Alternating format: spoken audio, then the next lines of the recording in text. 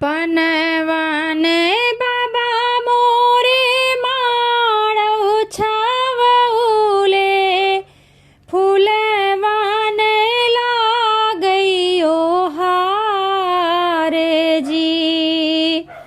पनवाने बाबा मोरे माड़ौ छावउले फूलवाने लागइयो हारे जी।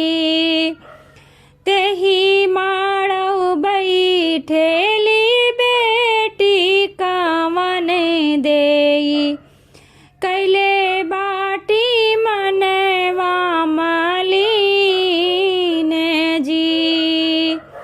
तेही माड़ौ बैठेली बेटी कावन देई कैले बाटी मनवा मलीन जी।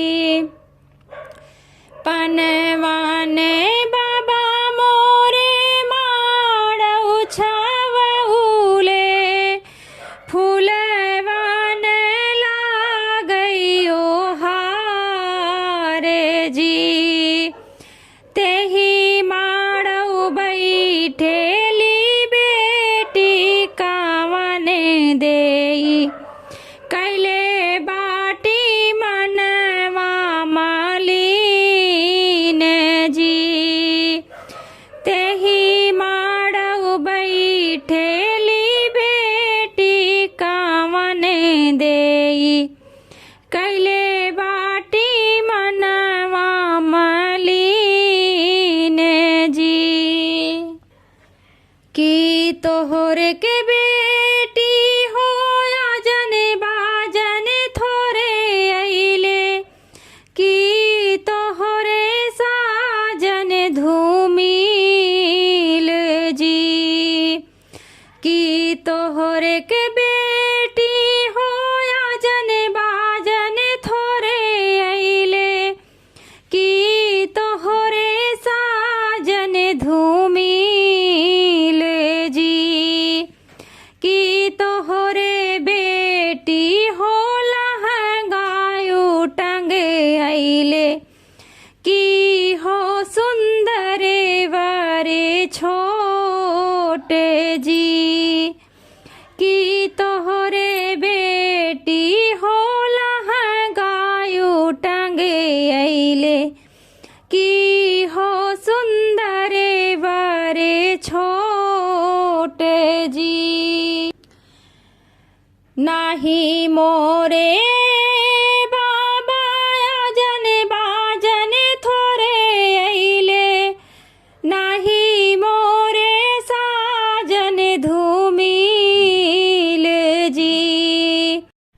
नाही मोरे बाबा आजन बाजन थोरे अइले नाही मोरे साजन धूमिल जी।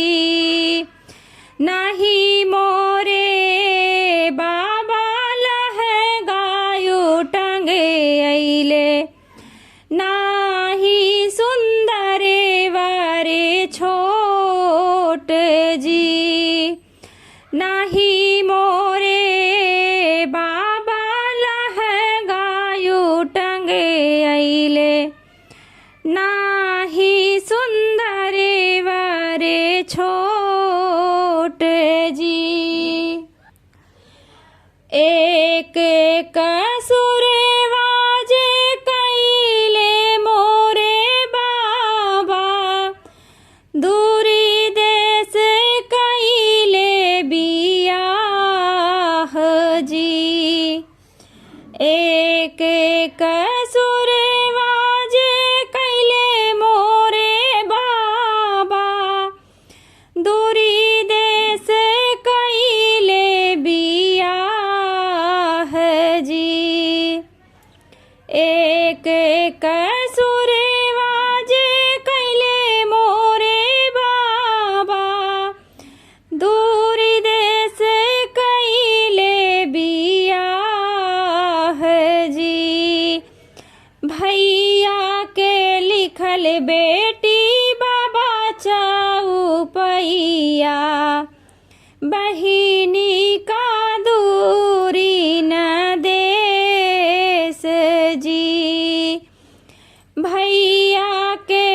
भूखल बेटी बाबा चौपैया बहिनी का दूरी न देश जी पनवाने बाबा मोरे माड़ौ छवउले फूलवान लागैयो हारे जी पनवाने बाबा मोरे माड़ौ छवउले फूलवान लागैयो हारे जी तेही माड़ौ बैठेली बेटी कवने देई कैले बाटी मनवा मलीन जी तेही माड़ौ बैठेली बेटी कवने देई कैले